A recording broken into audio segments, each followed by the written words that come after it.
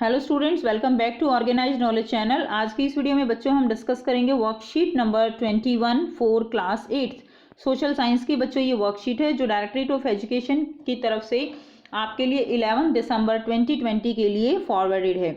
आज की वर्कशीट में बच्चों हम चैप्टर 5 एंड पीपल रिबेल ये जो है कंटिन्यू करेंगे।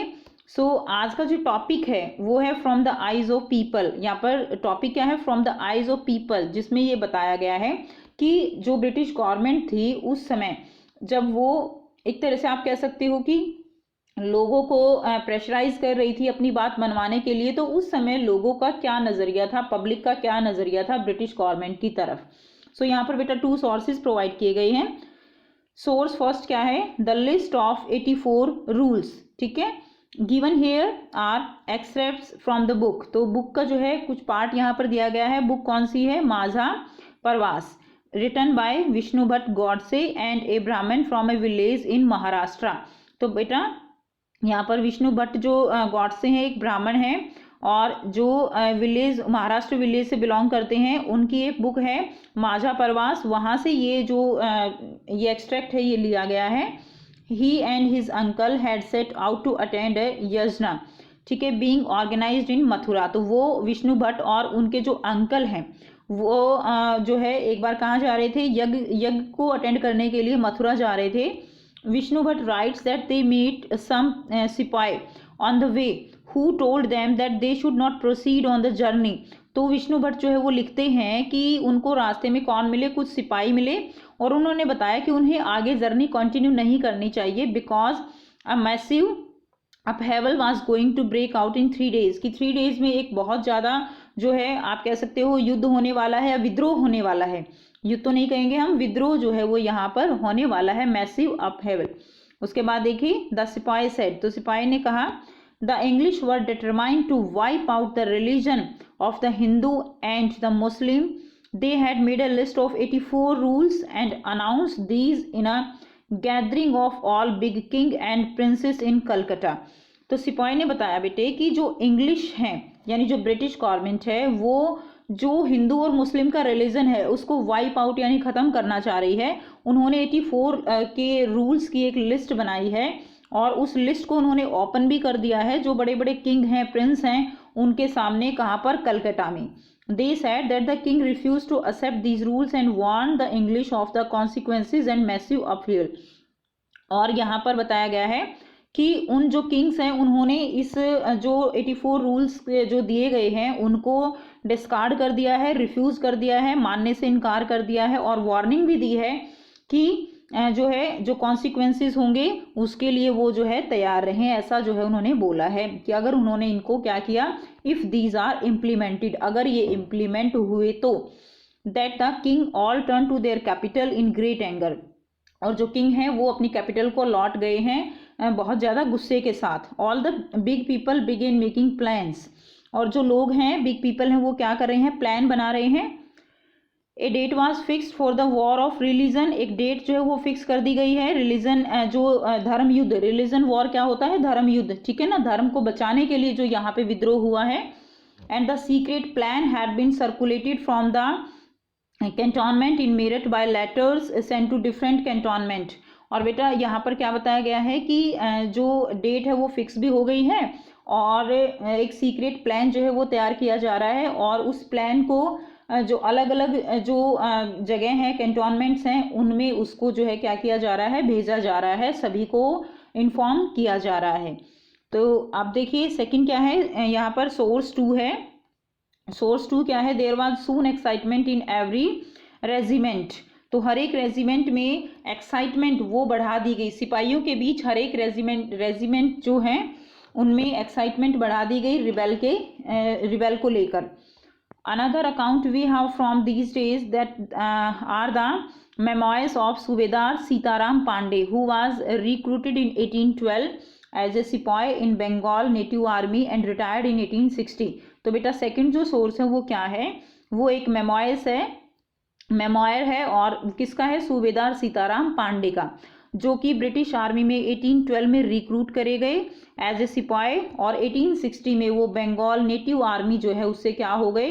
वो रिटायर हो गई। ठीक है, उसके बाद देखिए, he help the British to suppress the rebellion though his own son was a rebel. So यहाँ पर जो है क्या थे, जो सीताराम पांडे थे उन्होंने ब्रिटिश को हेल्प किया, जो रिबेलियन थे, जो विद्रोही थे, उनको सप्रेस, उनको रोकने के लिए। बेशक उनका जो बेटा था, his own son was a rebel, वो विद्रोही था, रिबेल था, ठीक है, and was killed by the British in front of his eyes, और उनकी आंखों के सामने ही उसको मार दिया गया।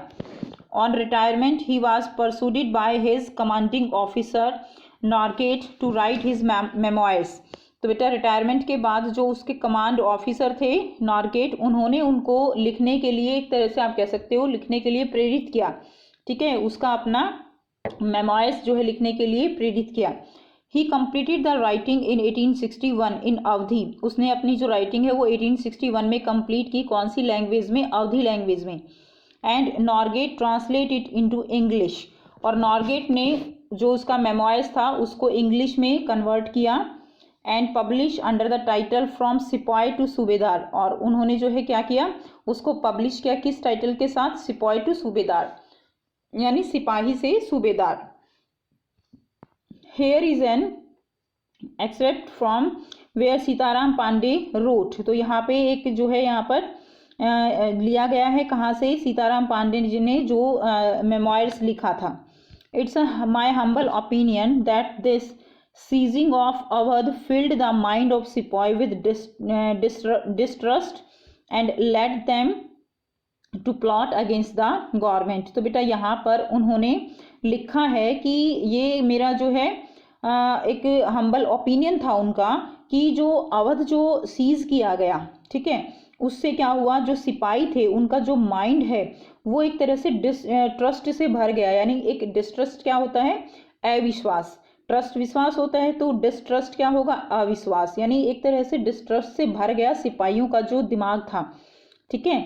और उसने क्या किया, उन्होंने प्लानिंग की, ब्रिटिश गवर्नमेंट के अगेंस्ट रिबेल करने की क्या की? प्लानिंग की। Agent of the nawab of Awadh and also the king of Delhi were sent all over India to discover the temper of the army. यहाँ पर क्या कहा गया है, देखिए, जो अवध के नवाब थे और दिल्ली के जो राजा थे, उन्होंने किंग ऑफ दिल्ली, उन्होंने क्या किया, अपने एजेंट भेजे, ठीक है, ऑल ओवर इंडिया, आर्मी जो के लोग थे उनका टेम्पर डिस्कवर करने के लिए, कि जो सिपाही हैं, जो आर्मी है, उनके दिमाग में, उनके ब्रेन में क्या चल रहा है ब्रिटिश गवर्नमेंट के खिलाफ, ठीक है। तो उसको जो है उन्होंने टटोलने के लिए भेजा। They worked upon the feeling of सिपाही, उन्होंने जो है जो सिपाही की फीलिंग्स थी उनके ऊपर काम किया। Telling them how treacherously the foreigners had behave towards their king, और उन्होंने बताया कि किस तरह से जो फॉरेनर्स हैं उन्होंने किंग के साथ बिहेव किया है, कि उनका जो बर्ताव है बहुत बुरा था। दे इन्वेंटेड 10,000 लाइज, यानी उन्होंने बहुत सारे ढेरों झूठ बोले। यहाँ पर सीताराम पांडे लिखते हैं कि जो एजेंट थे किंग के, अवध के नवाब के, उन्होंने ढेरों झूठ बोले, ठीक है। And promise to pursue the soldiers to mutiny and turn against their masters the English with the object of restoring the emperor of Delhi to the throne. तो बेटा यहाँ पर बताया गया है कि उन्होंने क्या किया, उन्होंने जो सोल्जर्स थे उनको परसूट किया, यानी परसुएड करना क्या होता है, एक तरह से उनको उकसाना, ठीक है, उनको रिबेल करने के लिए उकसाया, ताकि जो किंग जो थे दिल्ली के किंग थे उनको दोबारा से थ्रोन पर बिठाया जा सके, ठीक है। यानी क्या होगा, वो सारे सिपाही मिलके अंग्रेजों के खिलाफ जो है रिबेल करेंगे, और इससे क्या होगा कि फिर जो है उनको दोबारा से क्या बना दिया जाएगा, किंग जो है उनको बना दिया जाएगा, ठीक है। तो इस तरह से इन्होंने लिखा है। उसके बाद देखिए, they maintained that this way wholly within the army's power if the soldiers would only act together and they were advised. It is chance that about this time the Sarkar sent parties of men from each regiment to different garrisons for instruction in the use of the new rifle. और इसी time by chance क्या हुआ बेटे कि जो government थी उसने जो है कुछ लोग कुछ अपने रेजिमेंट जो है वो अलग अलग जगह भेजी। किस लिए भेजी? एक नई राइफल जो है उसको उनको प्रशिक्षण देने के लिए, उसको सिखाने के लिए, ठीक है। और उसी टाइम फिर क्या बात कही गई, these man perform the new drill for some time, उन लोगों ने जो है कुछ टाइम के लिए उनको ड्रिल किया यानी उनको सिखाया, time until a report got about by some means or the other that the cartridge used for these new rifle were greased with the fat of cow and pigs। तो फिर क्या कहा गया कि जो ये नई राइफल जो आई हैं ये ग्रीस की गई हैं किससे, काऊ और पिग की फैट से, यानी जो कार्ट्रेज है, कार्ट्रेज होती है जो कारतूस होते हैं कि उनके अंदर जो काऊ और पिग है सुअर उसका जो फैट है वो मिलाई गई है, ऐसा जो है बोल दिया गया। The man from our regiment wrote to others in the regiment telling them about this. और इस तरह से क्या हुआ, एक रेजिमेंट ने दूसरी रेजिमेंट को लेटर लिखने शुरू कर दिए इस बारे में बताने के लिए, ठीक है। तो इस तरह से ये बात जो है हर जगह फैल गई। And was soon excitement in every regiment, और हर एक रेजिमेंट जो है वो क्या हो गई, एक्साइटेड हो गई। Some man pointed out that in the 40 year service nothing had ever been done by the sarkar to insult their religion. कुछ लोगों ने तो ये भी लिखा है कि 40 साल की जो सर्विस थी उनकी, 40 ईयर्स की जो सर्विस थी, उस सर्विस में किसी भी तरह का ऐसा कोई डिसीजन ब्रिटिश गवर्नमेंट की तरफ से नहीं लिया गया जो उनके रिलीजन को इंसल्ट करे, ठीक है। सो उसके बाद देखिए, but as I have already mentioned the sepoy mind has been inflamed by the seize of Awadh. Interested parties were quick to point out that the great aim of the English was to turn us all into Christian, and they had therefore introduced the cartridge in order to bring this about, since both जो Mohammedans हैं and Hindus हैं that would be defiled by using it। तो बेटा इसमें क्या कहा गया है, उन्होंने कहा है कि जो है पहले ही सिपाहियों का जो माइंड था वो इस बात से पहले ही डिस्ट्रस्ट था कि अवध को किस तरह से सीज किया गया।